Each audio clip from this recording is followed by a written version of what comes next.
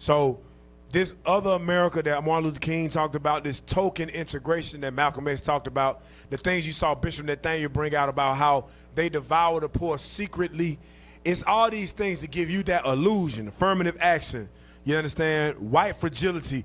All these things is to give you the illusion, look, y'all good. Everything all right, just continue to live how you've been living. Obviously it's working.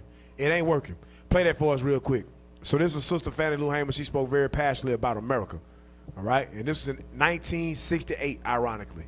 Go ahead. Mississippi is still a very rough place. You know, people is not just walking up like they used to do in the past, walking out, you know, shooting a man down or getting maybe 200 or 300 people carrying you out and lynching you, but it's in a more settled way. You know, they can let you starve to death, not give you jobs. These are some of the things that's happening right now in Mississippi. See, Mississippi is not actually Mississippi's problem. Mississippi is America's problem. Because if America wanted to do something about what has been going on in Mississippi, it could have stopped by now.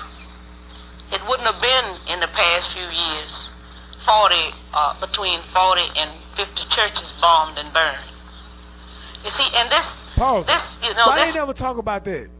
Why Christians never bring that up? About these churches being bombed in the South? You know who bombing them churches, right? Christians. Christians bombing churches. White Christians with hoods on their head. What you say? At that damn time that she mentioned all those bombs that was dropped, right. Where the hell John 3:16 was at? Well, Galatians 3:28. Where Galatians 3:28 was? Hey, that's how you know crazy. it's two Americans. It's two types of Christians. Right. It's that white Christian that hates your black ass, and it's your stupid behind praying white Jesus while they bust you on top of your head. That's bomb your damn churches. Killing our people. What a bomb at, Paul? Damn. Call of Duty. I don't give a damn what nobody say. That is a shotgun. That is. Play that video. So she said Mississippi ain't Mississippi's problem. It's America's problem. America could do something about it. Go ahead. Lead me to say, you know, all of the burning and bombing that was done to us and the houses, nobody never said too much about that, and nothing was done. But let something be burned, you know, by a black man, and then, my God, you know, you see, the flag is drenched with our blood. Because, you see, so many of our ancestors was killed because we have never accepted slavery. We had to live on it, but we've never wanted it. So we know that this flag is drenched with our blood. So what the young people are saying now, give us a chance to be young men, respected as a man, as we know this country was built on the black backs of black people across this country. And if we don't have go back a little bit, like 15 seconds. I want to touch on the point. Give me that in Revelation chapter 17. And let's read verse 6 this time. Now hit play. Go back about hit play. Listen to what she's saying. This one our sisters knew who the enemy was also. Not through feminism. A lot of our sisters able to make more than men. They don't know who the hell the black man is their damn enemy now. We they damn enemy in this day's time because of feminism. All right, hit play. And now, give us a chance to be young men, respected as a man, as we know this country was built on the black backs of black people across this country. And if we don't have it, you ain't gonna have it either, because we gonna tear it up. That's what they saying. And people ought to understand that. I don't see why they don't understand. Go back about 30 seconds when they talk about the flag being drenched in our blood. That would talk about the blood, yeah. The flag is drenched with our blood. You see that? The sister said it's drenched with our blood. Get that in Revelation 17 and 6. It's the book of Revelation, chapter 7 and verse 6. Bring it out. And I saw the woman drunken. The woman that he seen drunken is talking about America. Read. with the blood of the It saints. said with the blood. Who is the saints? Get that in Psalms 148 real quick. Matter of fact, get Psalms 50 verse 5 to make it plain and simple for a Christian to understand. Because as much as we sit up here and go through these scriptures and try to give the raw and the plain and simplest understanding of what the Bible is saying, these Christians can't get it. Right. Read. It's the book of Psalms at the 50 and verse 5. Read. Gather my saints together. So the subject is the saints being gathered together. Read. Together unto me. Those that have The saints are those who what? made a covenant with me by The sacrifice. saints are those that made a covenant with God by sacrifice. Who made a covenant with the Lord by sacrifice? Pastor, what's his name? Brian Corn. Go right back to where you was at. Revelation 17 and 6. So the saints are those that made a covenant with God by sacrifice. Only the Israelites made a covenant with God by sacrifice. That's it. Read. It's the book of Revelation chapter 17 and verse 6. Read it. And I saw the woman drunken with the blood of the saints. The blood of the saints, the blood of the Israelites. Just like this woman right here, Fannie Lou, is saying. The American flag is drenched with our blood. Read on. And with the blood of the martyrs of Jesus. And with the blood of the martyrs of Jesus. Read on. And when I saw her, I wondered with great admiration. That's it. That's all I want. So, Kat, what you just brought out, that's prophecy. Thousands of years later, the sister quote the same exact thing. I don't even know she quoted. That show you right there, the Bible real. Ain't no way you can go into the Bible and see that was written thousands of years before this actually happened. Then this happened and she say the same exact thing. Ain't no way, Drenched boy. with our blood. Right. Now, She was saying this before we knew the Bible. exactly. Before we even knew it. She had an understanding at least, look, these are our enemies. Now watch this. Go to the next video. So Fannie Lou Hamer, just like many civil rights activists, the white man give us a little piece, a crumb. He'll say, look, we'll make a museum for you. We'll set a statue up for you. We'll have a holiday for you, the Fannie Lou Hamer holiday. Now, I want you to go forward. So this right here, pull this up on screen so everybody can see it first. This right here, this the Fannie Lou Hamer Park This at in the hood, multi-purpose too, complex. ain't In the hood. In the hood, yeah. In the hood in Ruleville, Mississippi. Look how destroyed it is. I want you to go forward. This brother right here that's about to speak, he came all the way from the East Coast to see it. And when he came to see it, he said, man, this is horrible. Ain't no way they doing it like that. Now look at this. Play it real quick. Play that. Just play it. Sometimes we have to actually question, and I'm going to be straight up with everybody.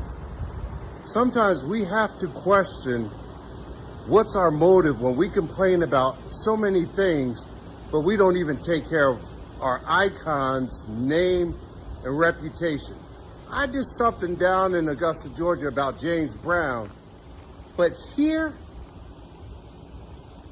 something's not right if that sign right there has to look like dog shit. Damn. And the woman was so courageous. This community. Pause. Now, you know what Fannie Lou Hamer did? She fought for black people to be able to vote. She went toe-to-toe with the white man.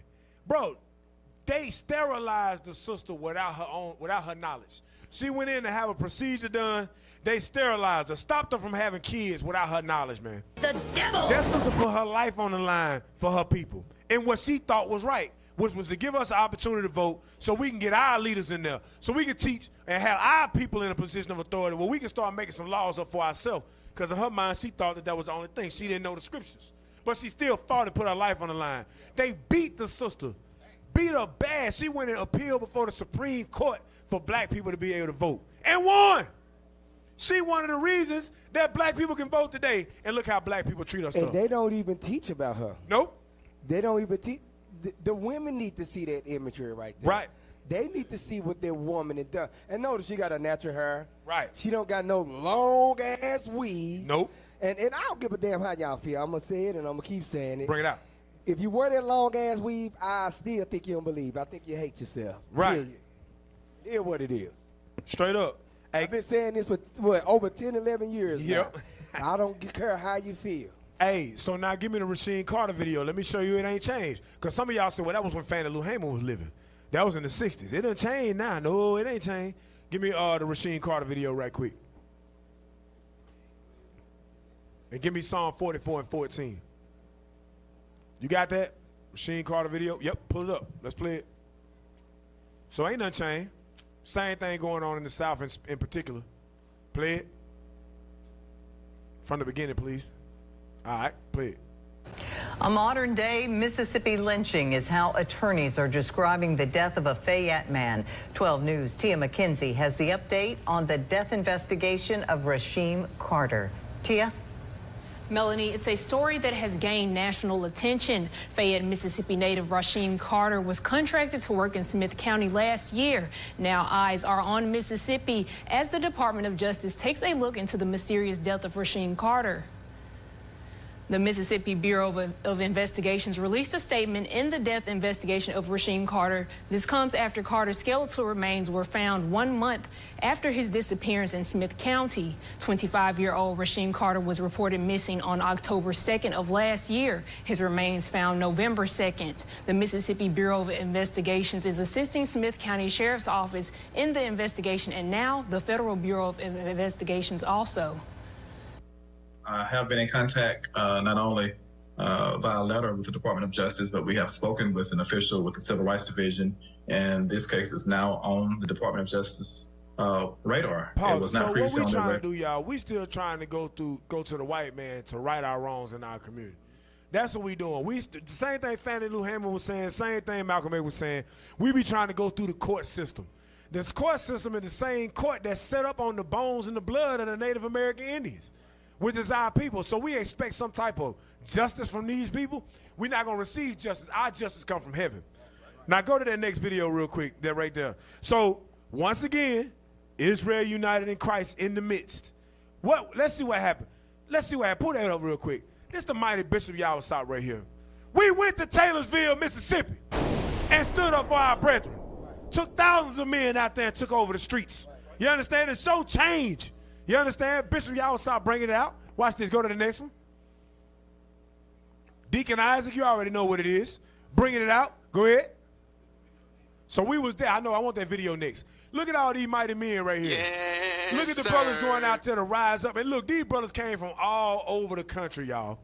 Brothers was pulling up right as the event was starting because they came from so far away to make sure that our sister Tiffany Carter, which is the mother of Rasheem Carter, was able to see, look, we care about what happened to your son. And we standing up for what happened to your son. Go ahead, Capo. Hey, you had to be there. That was one of the best blitzes, or supports, whatever y'all want to call it. Right. That was one of the greatest experiences that I had in the truth. Yes, sir. I tell brothers that all over. And see, this is why it's real important. Whenever we having these events and we come together and we supporting our people, you men want to be a part of this. That's right. You men don't sit back, be a part of this, because that was an epic moment. Right. When we jumped out them cars, it's like you heard 2,000-3,000 doors slam. Right. All you heard was do do do do do do do do Right. do do do. Everybody got the clap in their hands. Woo! Right. And brothers, man, they fell clean into line, clean into position. Right. That spirit out here because they didn't see nobody out there. And then all of a sudden, thousands of Israelites come from out of thousands of saviors. Right. Show up and on the scene just like that, man. Yes, sir. That's one of the most monumental moments that I done had Yep. in this truth. Me too. That's All right. praise to the Most High. Hey, also, too, we put our life on the line going out there. We had death threats Right. that we received while out there. While marching. While marching for our brothers. 'Cause you you know know what I'm we saying? ain't That lost breaking his rank. life. Right. So people threatening us and we ain't breaking rank. We still marching against that oppression. Now pull up the video real quick because we got a good video of it. Watch this. Sheesh.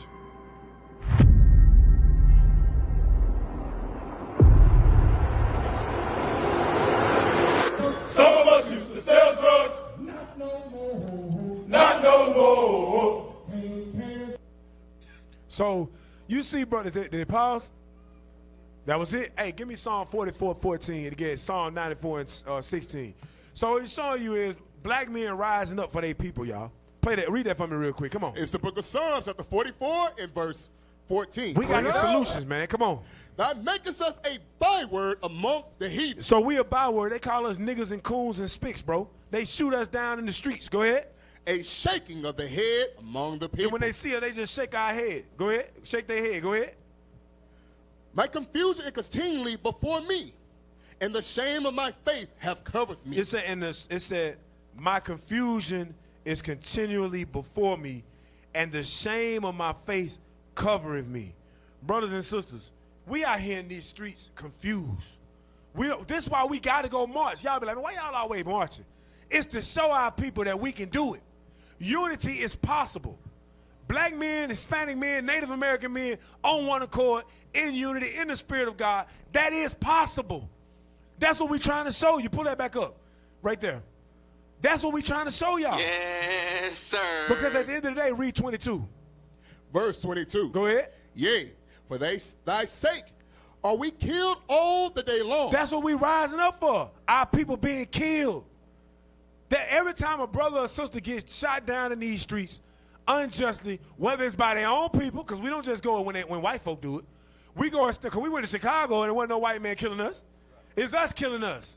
We went to O Block and shut it down. We went to St. Louis when one of our brothers got shot. We went to Kansas City when one of our brothers got shot. Even when it's black on black crime, the purple and gold there. But we saw you. Read it again, what the Bible say? Yea, for thy sake are we killed all the day long. We killed all the day long because we God-chosen people. And the nations hate us. The Bible says you're going to be hated of all nations for my name's sake. Go ahead. We are counted as sheep for the slaughter. They just count us as sheep for the slaughter. They kill us with no type of remorse, nothing. That's why earlier when Huey P. Newton was speaking, he told all that evil that the government did against him. Then the white woman say, well, it's because we scared. In other words, we can do whatever the hell we want to you because you make us nervous. Think about that for a minute. And these are our politicians. These are the people that are supposed to look out for us to protect and serve. We ain't getting the just due that we supposed to get, brothers and sisters. Why? Because we living in another America. We living in a place that don't give a damn about us, that ain't willing to do nothing for us. Hell Right. have enlarged us. Hell have enlarged us. You in hell. They in their America, but you actually in hell. Right. And the proof in the conditions, the proof in the putting you in hell, look at the conditions your people in. Yeah, we got some of our people, yeah, they doing all right for themselves. Right. But the majority of your people, look at the conditions they in. They are in hell. That's right. All praise to the Most High. You had something else to say? Go ahead. Yeah, give me Isaiah 5 and verse 8. To show we are indeed in living hell. Get that. Read that what you got. It's the book of Isaiah, chapter 5 and verse 8. Woe unto them that join house to house. Who join house to house? These are the projects that the scriptures is going in. And who populate the poor areas that the projects are occupied by who? Us. That's what they set up for us. They set up the projects. Read it again from the top. Woe unto them that join house to house. Just think about when we went down there to Chicago, the O Block. That area, that project, you have registered on the least roughly 2,000 people in less than 700 units. It's like 694 units over there. And you got us packed up on top of each other. What? That's breed content. That breed a brother killing another brother. That's the reason why the crime rate is so high. And they know that. Read on. That lay field to field. Till there be no place. And there ain't no room. We packed up on each other like wild animals. Right. Meanwhile, they 10 blocks away and they live in the best communities. Houses that's worth $500,000, $700,000 houses. And we are over here in the projects. Right. That's it on that. Hey, they did an experiment. Edomite did an experiment about that, y'all, where he took lab rats and he put them in close proximity to one another and he examined them. And it's two things that he noticed. The longer they was together, the more violent they became, and the more the men wanted to stop sleeping with the women. They destroyed, and the men started to sleep with each other. Male rats started to sleep with other male rats because the female rat wouldn't sleep with the male rat because he didn't have no place to stay. It's the sound they testing on animals and then they bring it into reality and upgrade it to test it on us. That's what's going on. I got to get it. I'm sorry. I know that was last week. I got to get it. Give me Michael 2 and 1 real quick. I got to bring it out. Hey, I'm telling you, they've been doing this. I'm telling y'all think y'all living in a place of bliss, equal opportunity, and that ain't the case. God got to be with us in this society for us to have any type of equal opportunity. The Lord got to make our enemies be at peace with us, y'all. Because at the end of the day, they looking to devour you and to destroy you. Micah 2:1. Come on, let's read it It's real the quick. book of Micah, chapter 2 and verse 1. Go ahead. Woe to them that devise iniquity and work evil upon their beds. Read. When the morning is light, they practice it. Go ahead. Because it is in the power of their hands. So they think of ways all night to destroy us. They dream about it. Satan come to them in a dream and say, hey, look, start abortion clinic. Start Plan B, right? Start the school to prison pipeline. Matter of fact, let's take some lab rats, put them in close proximity, and see how they behave over time. And then let's make something called the projects and put the Negro in the same condition. They think about that upon their beds. Then when the morning is light, they call their friend. You ain't gonna believe what I thought about last night. You still know a real estate investor? You still got it. You still in touch with a bank? You still know such and such that got that land? Hey, let's get all our resources together. Let's build a housing projects. Let's put a nice little siding on it. Give them low income housing. Right. We gonna tell them rent gonna be $150, $200 a month. Yep. We gonna move all them in this area together. Yep. We gonna sit up there. You know what we gonna do? We ain't gonna put no, cause now you know they got something called food deserts. Right. We ain't gonna put no grocery stores around them. Right. We ain't gonna set up no businesses where they can get jobs. You know what I'm saying? And look, we gonna put cocaine in the community. Damn. Not only we gonna put cocaine, we gonna put guns in the community. You know what I'm saying? Right. And you know what? On top of that, let's take this rap music. You know what I'm saying? Right. Let's give him a little Chief Keef. Let's give him, what's the name of that other dude? King Von. King Von. Right. Let's give him some NBA young boy. And you know what? Hey, matter of fact, you know with these women, let's give him Sexy Red. Right. And let's give him Suki Hunter. You Right. know what I'm saying? They trying to eat men's butt. Right. Damn. Sheesh. All praise. Yeah, Cap getting sensitive. Hey, no, but for real though, that's the message they pushing. You gonna have girls going around. I'm through. For real though. And it's to destroy our kids. So they sit and they think about that. Remember, we had showed a video a couple weeks ago that we shut down after this. Well, Meek Mill said he would like to rap about more, but he can't. He said, because if I do it, they're going to take resources from me. They're going to take money from me. They want to hear me rap about debauchery and keep y'all Negroes destroyed. Right. And what he also telling us is, I love my money more than I love y'all niggas. I ain't willing to lose my position as being a famous rapper because I'm trying to stand up for black folks. To hell with y'all. You understand? That's the mindset of our so-called leaders or people that's in leadership position. So the Bible said they work iniquity upon their beds, right? Read that again, verse 2 now. Verse 2. And they covered fields. This go with what also Daniel brought out. They covered fields. They take the nice land. They put us on top of each other. Go ahead.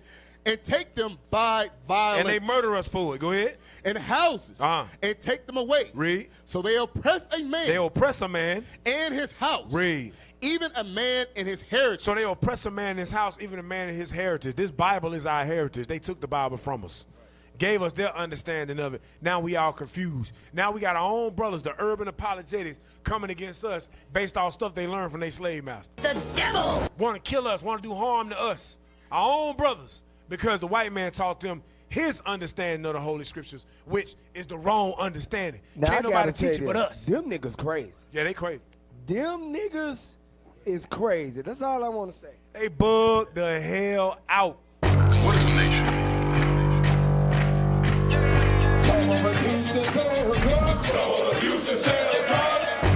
Nation is men leading by example.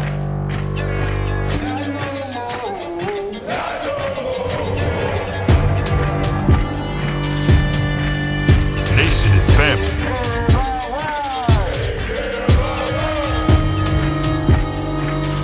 Nation is community. Nation is children with role models.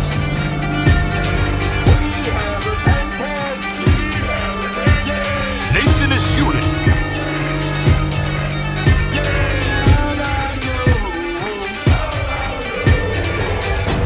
Nation is you.